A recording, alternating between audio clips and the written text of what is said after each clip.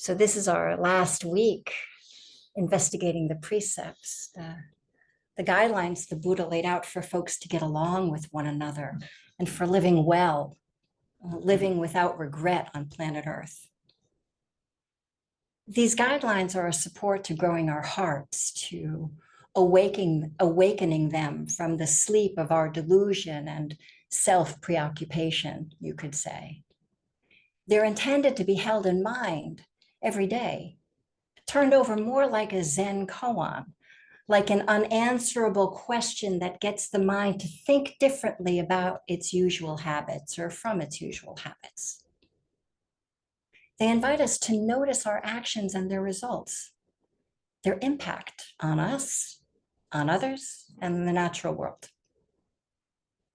All of the Buddha's teachings are about developing the heart-mind, the citta. They're about living in accord with non-harm and goodwill. Everyday life is actually a great practice arena for us. It throws us a lot of curveballs, puts us in the thick of the most uncomfortable situations, and hopefully we learn to navigate them. And navigate them with care and with wise attention. After all, we are the heirs of our karmas. We are the owners of our actions, for better and for worse. We are what we say, do, and think. And for all of us, that's a mixed bag.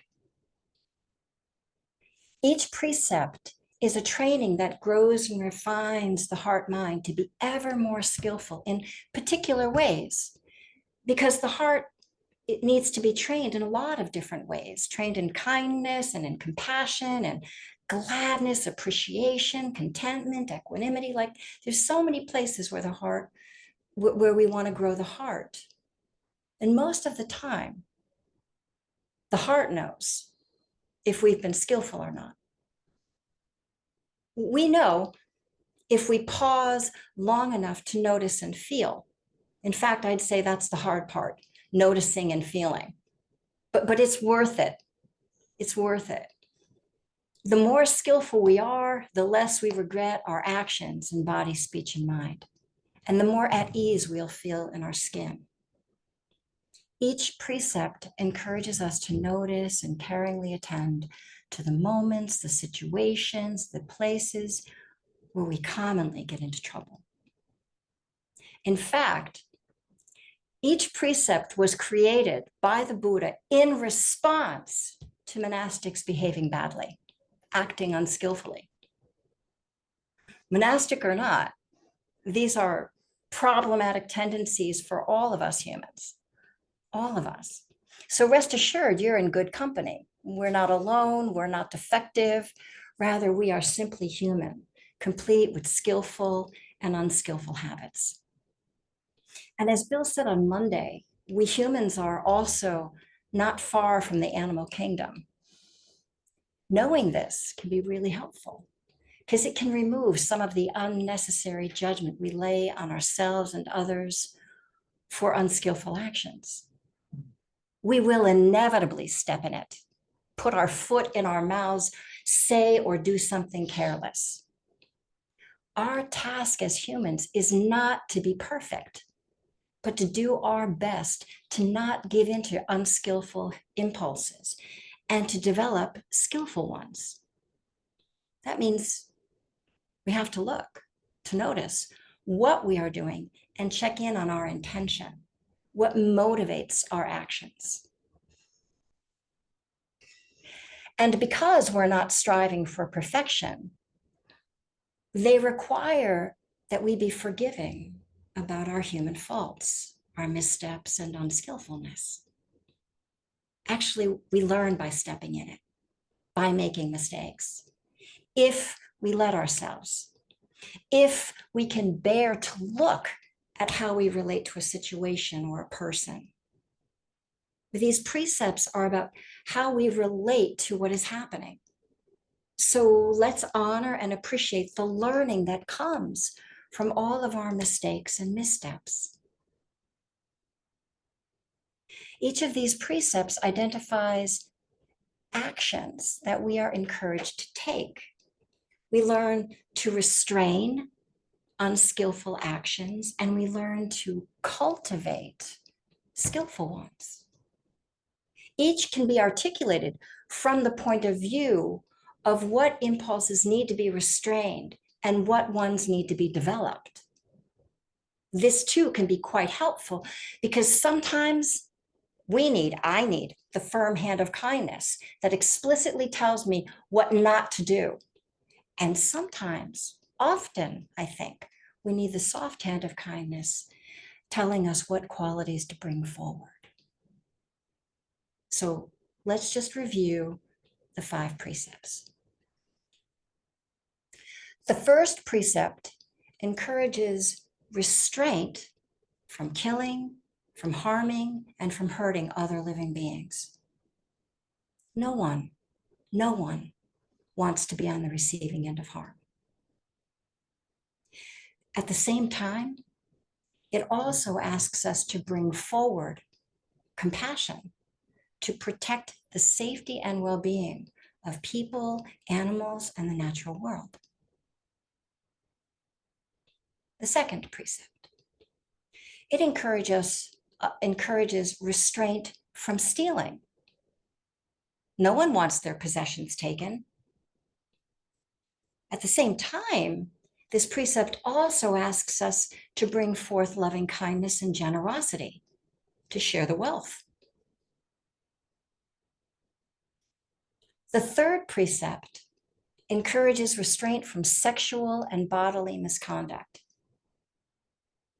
No one wants their personal boundaries to be violated. At the same time, this precept also asks us to care for, to respect, and protect the safety, the dignity, and the well-being of all other living beings.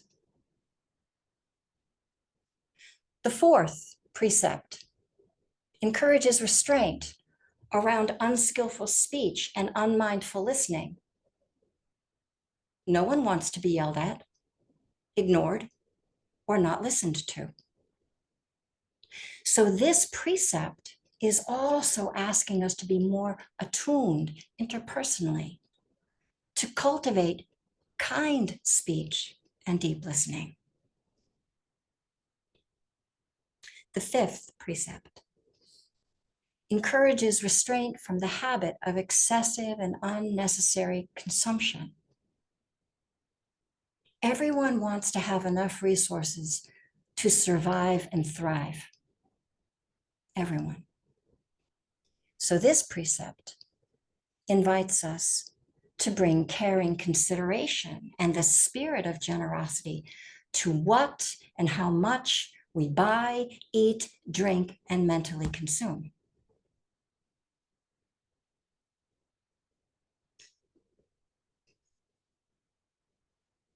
They're practical, these precepts. And they're also based on the awareness of our radical interconnectedness. We do not live alone here. We all live together on planet Earth. And what we do affects others and the environment. To others is to myself as to others.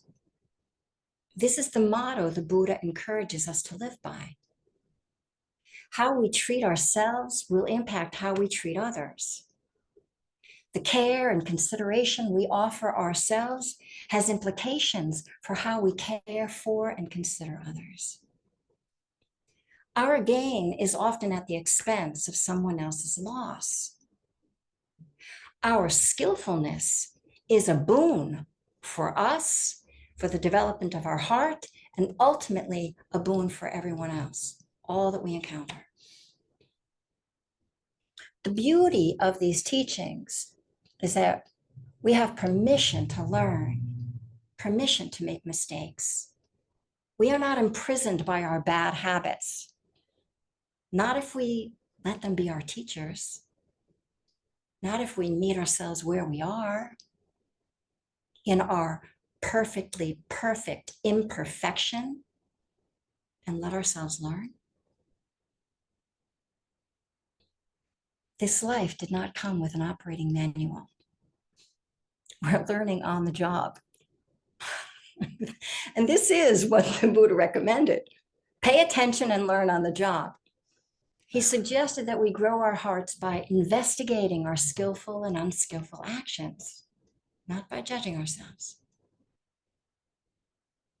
By investigating, we can evaluate for ourselves, ehipassiko, the kind of impact our actions have on us, others, and the environment. Cause and effect. Evaluate cause and effect. By doing so, we can come to see for ourselves the results of our actions. See how it lands and feels inside, before, during, and after we've said or done something. Take note. This is how we learn. When we are skillful, not always, but generally speaking, it feels good. It generally brings forth joy and ease and leaves a residue of blamelessness, of having no regret. Even if being skillful means setting a limit with someone who may be upset with us afterwards. Parents often have to set limits for the welfare of their children, and they have to rest their hearts on their intention, not on the child's upset with us. We learn to feel inside our hearts and assess our skillfulness. Having no regret is actually a good measuring stick. Here, our task is to notice, to appreciate, and enjoy the ease of heart that comes from skillful actions. And when we're unskillful, not always, but generally speaking, it doesn't feel so good. We worry, we regret, we fret about things that weigh on our hearts and our minds. But in reflecting on these unskillful actions, seeing cause and effect, we can begin to consider other options for the future. We can begin to notice when an apology is in order. This takes honesty and courage. But here, our task then is to notice our unskillfulness and make the necessary course corrections to do it a little differently the next time. And then pay attention to the result and what it feels like. Now we can surely rest our heart on our intention to not repeat the same unskillfulness. So as we continue to grow our hearts, let's caringly attend to how we interact with ourselves and the rest of the world. Let's notice our skillful and unskillful ways, feel their impact, and learn from them. Let's keep steering the boat in the direction of less suffering and more ease of well-being. Inside, we know how it feels. We can do this.